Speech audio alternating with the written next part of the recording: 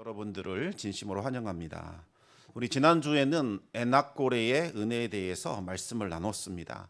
블레셋이 삼손을 잡고자 유다 지파로 몰려왔을 때에 유다 지파 백성들은 블레셋과 갈등을 피하고자 에담 바위에 숨어 있던 삼손을 묶어서 블레셋에게로 인도를 해줍니다.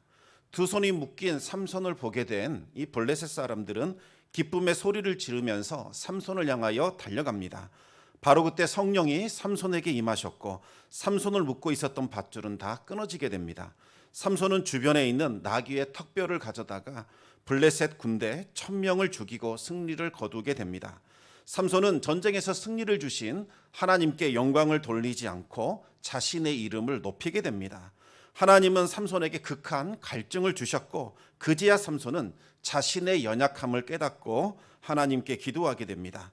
목마름도 해결할 수 없는 하찮은 존재임을 고백하며 회개했습니다. 하나님은 삼손의 기도를 들으시고 즉시 응답해 주셨습니다. 하나님은 바위를 터뜨려서 물이 솟구치게 하셨고 삼손은 그 물을 마시고 다시 회복할 수 있었습니다.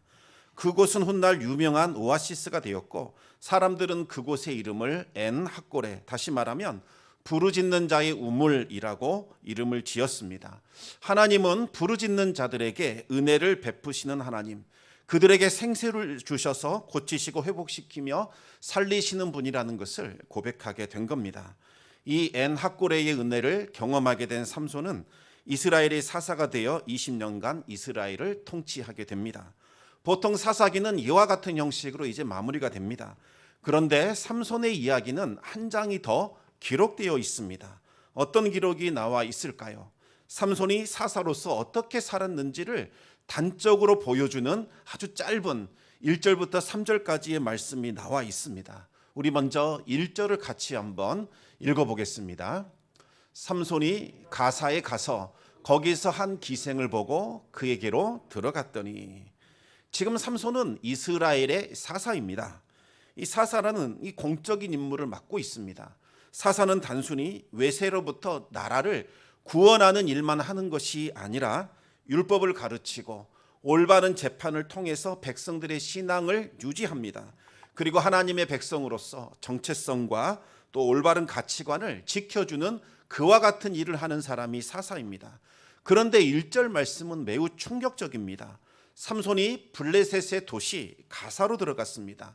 적을 정탐하고자 가사로 간 것이 아니라 기생, 다시 말하면 창녀에게로 들어가고자 그 도시로 들어간 겁니다. 삼손이 나귀의 턱뼈로 블레셋 군대 1000명을 물리쳤기 때문에 블레셋 사람들은 삼손을 몹시 두려워했습니다. 감히 삼손과 맞설 수 있는 사람이 없었습니다. 그래서 삼손은 자신의 힘을 믿고서 거침없이 이제는 블레셋의 땅을 마음대로 활부할 수 있었습니다. 그런데 이것이 바로 삼손에게 올무가 되게 됩니다. 삼손이 계속해서 교만해지더니 이제는 영적인 눈이 어두워지기 시작합니다. 삼손은 정욕에 이끌려서 육적인 눈으로 블레셋의 여인들을 음란하게 바라보게 됩니다. 안목의 정욕에 이끌린 삼손은 사사의 정체성과 사명을 잊어버리고 창녀에게로 들어가 자신을 더럽히게 됩니다. 어쩌다 한번 실수한 것이 아니라 삼손은 이와 같이 습관적으로 사사로 있는 동안에도 자신을 더럽히는 일들을 하게 됩니다. 그러다가 결국 삼손은 큰 위기를 당하게 됩니다. 우리 2절 말씀을 같이 한번 읽겠습니다. 가사 사람들에게 삼손이 왔다고 알려짐에 그들이 곧 그를 애워싸고 밤새도록 성문에 매복하고 밤새도록 조용히 하며 이르기를 새벽이 되거든 그를 죽이리라 하였더라. 여기서 새벽이라는 말의 원문을 보게 되면 이른 아침의 빛, 이렇게 되어 있습니다. 여러분, 삼손의 이름 뜻이 무엇입니까? 작은 태양이라는 뜻입니다. 즉 원수들이 이른 아침의 빛이 떠오를 때에 이스라엘의 작은 태양인 삼손을 잡자고 그렇게 공모를 하고 있는 겁니다. 우리가 하나님의 자녀라는 이 정체성과 사명을 잊어버리고 정욕에 이끌려 살아가게 될 때에 원수 마귀가 숨어서 우리들을 사로잡기 위하여 기회를 엿보게 된다는 것을 꼭 기억하시기 바랍니다. 삼손은 밤중까지 누워 있다가 밤중에 일어나게 됩니다. 원수들이 매복해 있다는 것을 누군가로부터 들었기 때문입니다. 밤중에 일어난 삼손은 성 문짝과 문설주와 문빗장을 어깨에 메고 헤브론에 있는 산 앞까지 그리고 그 꼭대기로 가게 됩니다. 가사에서 헤브론까지는 대략 한 60km 정도 됩니다. 성문이라는 것은 이 성읍을 대표하는 것으로 그곳의 국력을 상징합니다. 삼손이 가사의 성문을 가지고서 유다의 중심지인 이 헤브론으로 옮겼다는 것은 앞으로 블레셋의 이 권세가 유다에게로 넘어가게 될 것이라는 것을 상징해 주는 사건이기도 합니다. 삼손이 정욕에 이끌려 죄를 범하는 그 순간에도 하나님은 삼손을 버리지 않으셨습니다. 삼손에게 베푸신 그 은혜의 손길을 거두지 않으신 거지요. 오히려 이 삼손에게 힘을 더하셔서 블레셋 사람들을 물리치게 하셨고 또 한 번 이스라엘을 지켜주십니다. 하지만 하나님은 이방 여인을 가까이 할 때마다 이와 같은 위기를 겪게 하심으로써 계속해서 삼손에게 경고의 메시지를 보내주셨습니다. 네 안에 있는 그 정욕을 다스리고 온전히 하나님께 돌아오라고 계속해서 경고의 메시지를 보내주는 겁니다. 물론 삼손은 하나님의 뜻을 잘 알고 있었습니다. 그의 마음에는 분명히 거리낌도 있었을 것이고 자신의 잘못도 알고 있었을 겁니다. 하지만 죄를 지어도 걸리지 않고 적당하게 계속해서 넘어가게 되자 삼손은 죄에 대하여 무감각해지게 되고 무뎌지게 됩니다. 결국 삼손은 습관적인 죄악에 빠지게 됩니다. 삼손은 죄악을 다스리지 않고 적당히 타협하며 즐기려는 마음을 갖게 됩니다. 그렇게 해도 별 문제가 없다고 생각을 하게 된 거지요. 하지만 결코 그렇지 않습니다. 우리가 죄악을 제거하지 않고 우리의 약점을 다스리지 않는다면 그것은 언젠가 우리에게 올무와 함정이 될 것입니다. 삼손은 이와 같은 위험을 겪었음에도 불구하고 또다시 들릴라라는 여인과 사랑에 빠지게 됩니다. 신앙 안에서 지혜롭고 현숙한 여인을 사랑한다면 무슨 문제가 되겠습니까? 하지만 삼손은 이 음욕에 사로잡혀서 파멸로 이끌어갈 음란한 여인을 사랑한 겁니다. 블레셋의 방백들은 삼손이 좋아하는 그 들릴라가 어떤 여인인가 뒷조사를 하고는 그 여인은 돈을 좋아한다는 것을 알게 됩니다. 그래서 삼손을 파멸시킬 기회를 얻고자 들릴라를 찾아가게 됩니다. 우리 함께 5절 말씀을 같이 한번 읽겠습니다. 블레셋 사람의 방백들이 그 여인에게로 올라가서 그에게 이르되 삼손을 꾀어서 무엇으로 말미암아 그 큰 힘이 생기는지 그리고 우리가 어떻게 하면 능히 그를 결박하여 굴복하게 할 수 있을는지 알아보라. 그리하면 우리가 각각 은 1,100개씩을 내게 주리라 하니. 블레셋의 방백들은 총 5명입니다. 만약에 삼손의 약점을 알려준다면 우리 각 사람이 은 1,100개씩, 다시 말하면 5,500개를 주겠다고 약속을 했습니다. 당시 노예 한 사람이 은 20개면 살 수 있었기 때문에 300명의 노예들을 살 수 있는 어마어마한 돈을 제시한 겁니다. 들릴라는 약점을 캐고자 삼손을 유혹했습니다. 당신의 그 큰 힘이 무엇으로 말미암아 생기는가? 어떻게 하면 능히 당신을 결박하여 굴복할 수 있는가? 그것을 알려달라고 아주 대담하게 이야기를 한 겁니다. 삼손은 이 들릴라의 질문에서 뭔가 이상한 점을 느끼고는 질문 자체를 원천 봉쇄시켜야만 했습니다. 하지만 삼손은 이미 영적인 잠에 빠져 있는 상태라 들릴라의 그 수상한 질문을 대수롭지 않게 여겼습니다. 삼손은 3번이나 거듭되는 이 질문에도 거짓말을 하면서 그저 자신의 약점을 알려주지 않았습니다. 그러자 이제 들릴라가 최후의 방법을 사용하게 됩니다. 자신을 향한 이 삼손의 불붙는 그 사랑을 악용한 겁니다. 당신의 마음이 내게 있지 아니하면서 당신이 어떻게 나를 사랑한다 할 수 있느냐, 이렇게 이야기를 하는 겁니다. 정말 당신이 나를 사랑한다면 나에게 비밀을 알려주라. 그리고 나를 사랑하지 않는다면 나를 포기하라. 이 들릴라는 둘 중에 하나를 선택하라고 강요를 합니다. 매일 들릴라가 눈물로 호소하자 삼손은 깊이 번뇌하면서 죽을 지경이 되었습니다. 여기에 나오는 번뇌한다는 단어는 아주 극심한 갈등과 고뇌에 사로잡혀서 그 마음이 찢어질 것 같은 상태가 되었다는 의미입니다.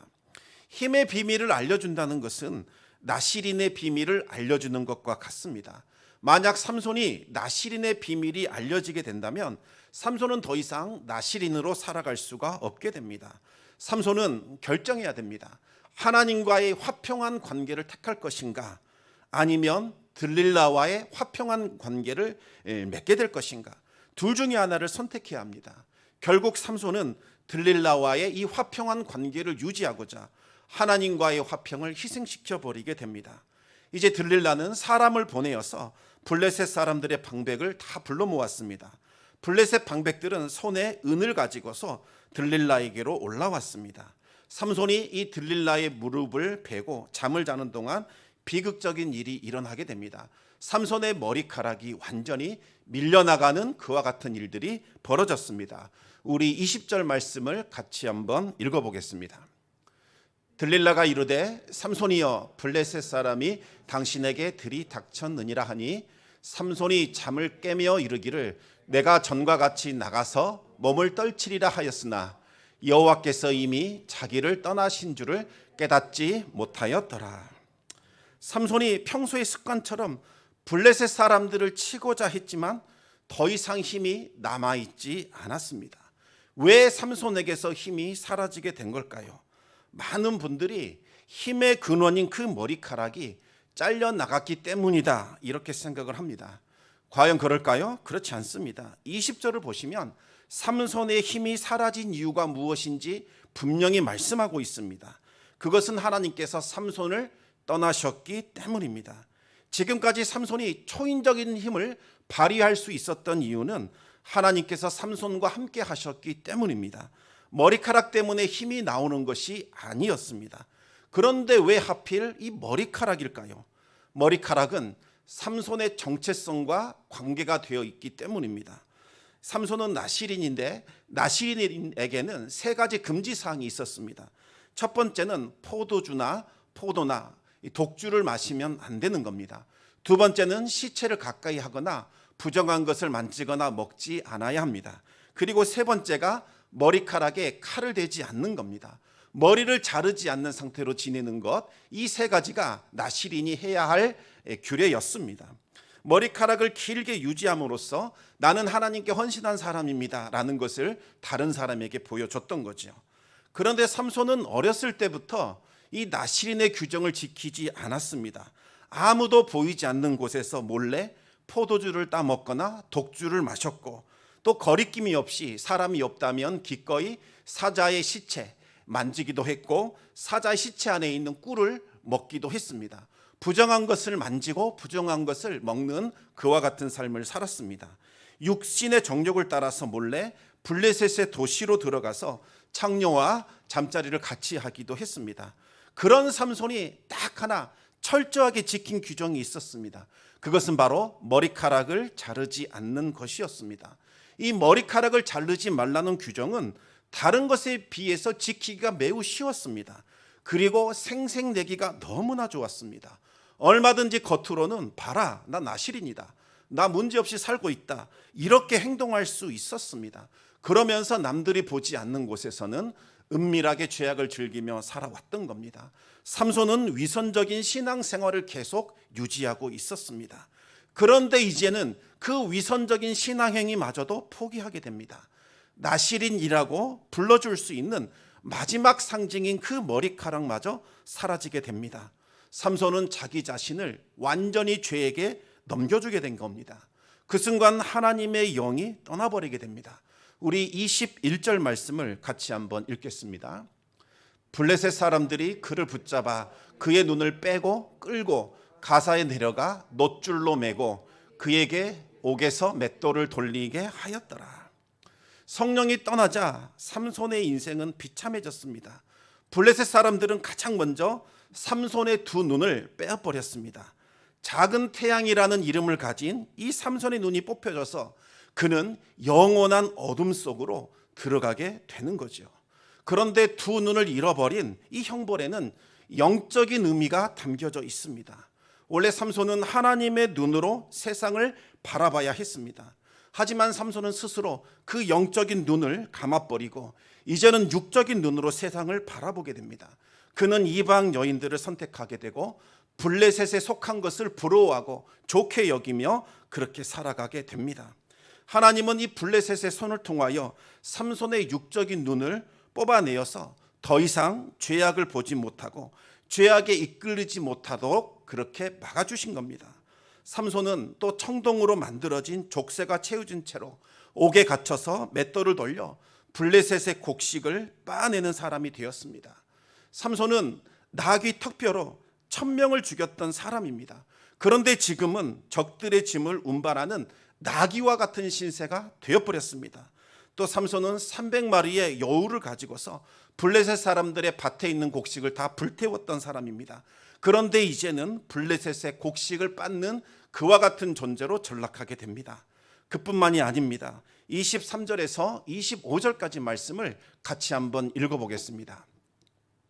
블레셋 사람의 방백들이 이르되 우리의 신이 우리 원수 삼손을 우리 손에 넘겨주었다 하고 다 모여 그들의 신 다곤에게 큰 제사를 드리고 즐거워하고 백성들도 삼손을 보았으므로 이르되 우리의 땅을 망쳐놓고 우리의 많은 사람을 죽인 원수를 우리의 신이 우리 손에 넘겨주었다 하고 자기들의 신을 찬양하며 그들의 마음이 즐거울 때에 이르되 삼손을 불러다가 우리를 위하여 제주를 부리게 하자 하고 옥에서 삼손을 불러내매 삼손이 그들을 위하여 제주를 부리니라.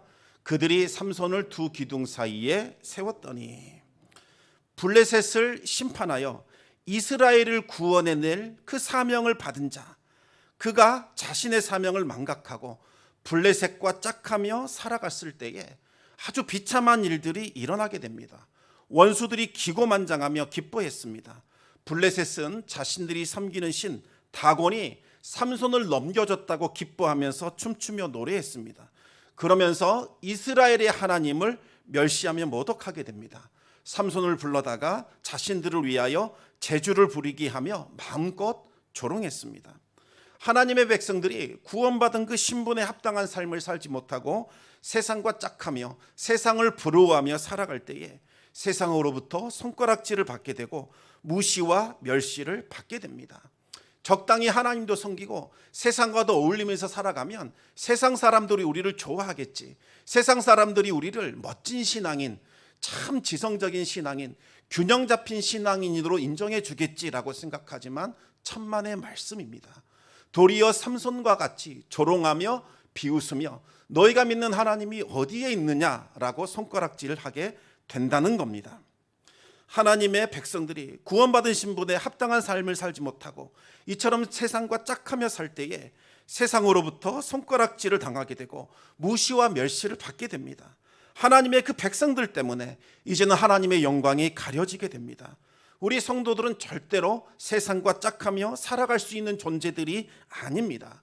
세상과 짝하는 순간 세상이 우리를 향하여 잘했다 칭찬해 주는 것이 아니라 원수들이 우리를 짓밟게 되고 온갖 조롱과 수치를 우리에게 가져다 주는 겁니다.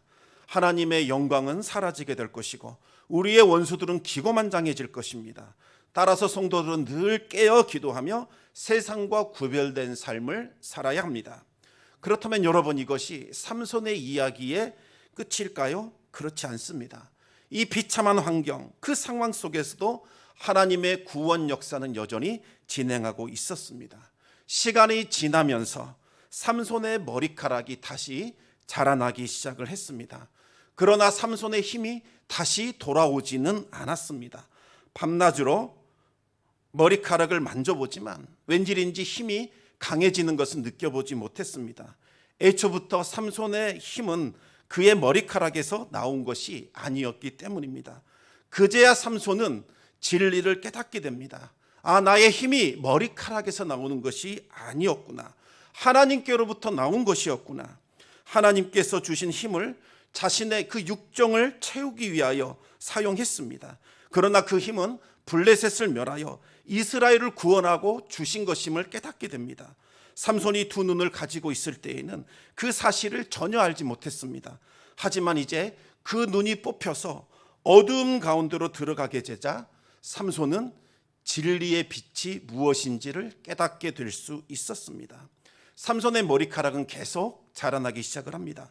삼손이 채찍에 맞으며 그 맷돌을 돌리는 시간에도 머리카락은 자라나고 있었고, 블레셋 사람들에게 무시와 조롱을 받는 시간에도 머리카락은 계속해서 자라나고 있었습니다.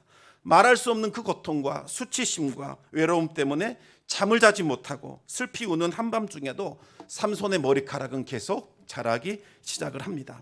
삼손은 자신의 자라나는 그 머리카락을 만져보면서 이 머리카락이 진정으로 의미하는 바가 무엇인지를 다시 한번 생각해 보게 됩니다.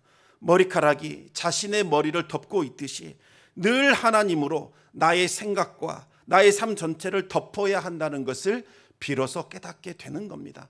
머리카락을 자르지 않는 것, 이것이 중요한 것이 아니라 이 머리카락이 나를 덮듯이 늘 하나님의 생각이 나의 심령과 나의 마음을 덮고 하나님께서 내 삶의 주인이 되게 하는 것, 이것이야말로 하나님께서 원하시는 것임을 알게 되는 거지요.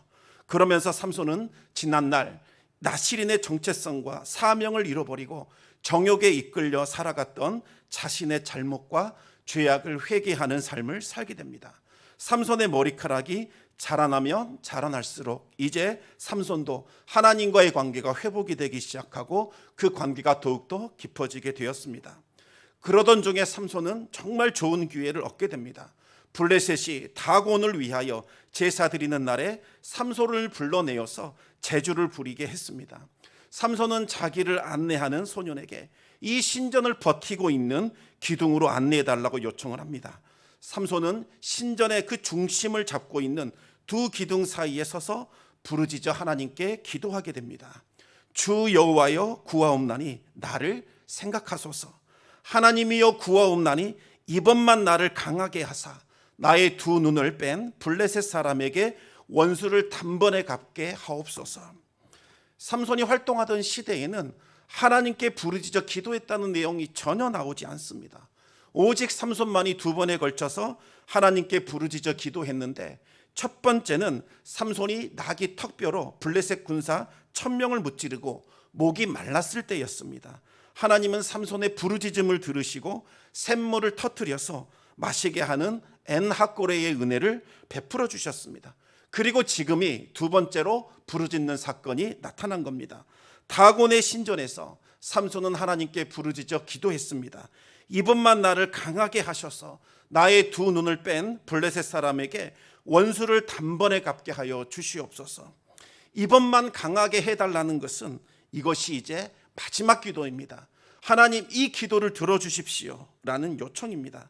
지금 삼손은 자신의 이 생명을 내걸고 간절하게 기도하고 있습니다.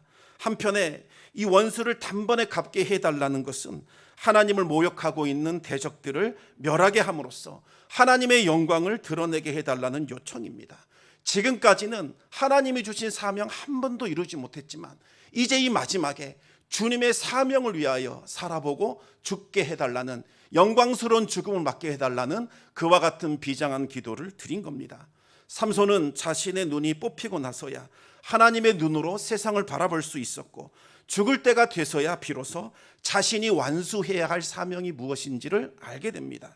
이제라도 깨닫게 된 것이 너무나 다행이지만 한편으로는 너무나 안타깝습니다. 그 젊은 시절 하나님의 눈으로 세상을 바라봤더라면, 그리고 죽음을 맞이하기 그 전에 하나님께서 주신 사명을 깨닫고 그 사명을 위하여 살았더라면 얼마나 좋았겠습니까? 하나님께서 주신 그 힘과 은사로 하나님의 뜻과 계획을 이뤄가는 아름답고 복된 삶을 살 수 있었을 겁니다. 하나님은 이 삼손의 마지막 기도에 응답하셔서 삼손에게 놀라운 힘을 주셨고, 삼손은 그 힘을 가지고서 원수들을 멸하고 하나님의 영광을 드러내게 됩니다. 삼손이 죽을 때에 죽인 사람이 자신이 살아있을 때 죽인 사람보다 훨씬 더 많았습니다. 비록 삼손이 어리석고 실패한 삶을 살았지만 하나님은 마지막까지 삼손을 붙들어 주셔서 그를 통한 사명을 완수시키셨고 블레셋을 심판하게 하셨습니다. 그럼에도 불구하고 삼손을 생각할 때마다 우리는 큰 아쉬움을 갖게 됩니다. 만약 삼손이 하나님의 눈으로 세상을 바라봤더라면, 자신에게 주어진 사명을 붙들고 살았더라면 크고 위대한 일들을 이룰 수 있었을 것입니다. 하지만 안타깝게도 삼손은 그러지 못했습니다. 죽음의 순간에 자신의 사명을 이루었습니다. 결국 삼손이 죽은 후에 블레셋은 또다시 강성해졌고 삼손이 속해 있는 이 단 지파는 그 좁은 땅마저도 떠나야 하는 비참한 신세가 됩니다. 사명을 잃어버리고 자신의 눈을 따라 자신의 소견에 오른 대로 살아왔던 삼손과 그의 지파는 땅을 잃어버린 첫 번째 지파라는 오명을 갖게 됩니다. 이제 마지막으로 우리 함께 전도서 12장 1절과 2절 말씀을 같이 한번 읽어보겠습니다. 너는 청년의 때에 너의 창조주를 기억하라. 곧 권고한 날이 이르기 전에 나는 아무 낙이 없다고 할 해들이 가깝기 전에 해와 빛과 달과 별들이 어둡기 전에 비 뒤에 구름이 다시 일어나기 전에 그리하라. 여러분, 우리 인생은 긴 것 같지만 생각보다 참 짧습니다. 머지않아 우리는 하나님 앞에 서야 됩니다. 그날이 오기 전에 창조주 하나님을 기억하시기 바랍니다. 그리고 우리에게 주어진 그 사명 다시 한번 기억하시고, 혹시 우리가 잊어버리고 세상살이에 바빠 아무 생각 없이 살고 있다면 하나님 우리에게 주신 그 사명 다시 기억하게 해주십시오. 그리고 그 사명에 충성을 다하시기 바랍니다. 특히 우리 청담교회에게 주어진 사명은 무엇일까? 이 교회에게 주어진 사명은 예배드리는 것이라고 저는 생각합니다. 하나님께서 이 어둠의 땅 한복판에 이곳에서 하나님의 백성들이 찬송하며 예배하며 하나님께 기도하며 이 땅을 가슴에 품고 기도하는 그와 같은 일들이 일어나기 위하여 이곳에 우리 교회를 세우셨다고 저는 그렇게 믿습니다. 하나님 예배자로 살게 해주시옵소서. 정말 우리에게 맡겨진 이 예배의 사명 잘 감당하게 해주시고 이곳에서 수많은 영혼들과 함께 모여 하나님께 합당한 예배를 드리는 그와 같은 날을 사모하며 그것을 위하여 헌신할 수 있도록 인도해 주시옵소서. 그와 같은 기도를 드려보시기 바랍니다. 이제 남은 한 주간도 하나님의 은혜로 충만한 삶을 살아가시기를 우리 주님의 이름으로 축원합니다. 아멘. 이 시간 우리 같이 말씀을 기억하며 우리가 기도하기를 원합니다.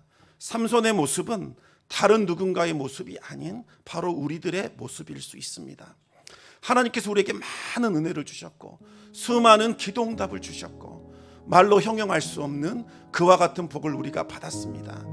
그런데 우리 안에는 정말 하나님이 주신 그 정체성, 우리에게 맡겨주신 사명을 잊어버리고 세상을 좋아하고 세상과 짝하며 사느니라 하나님을 잊어버린 것은 아닌가 한번 돌아봐야겠습니다. 우리의 인생이 생각보다 짧습니다.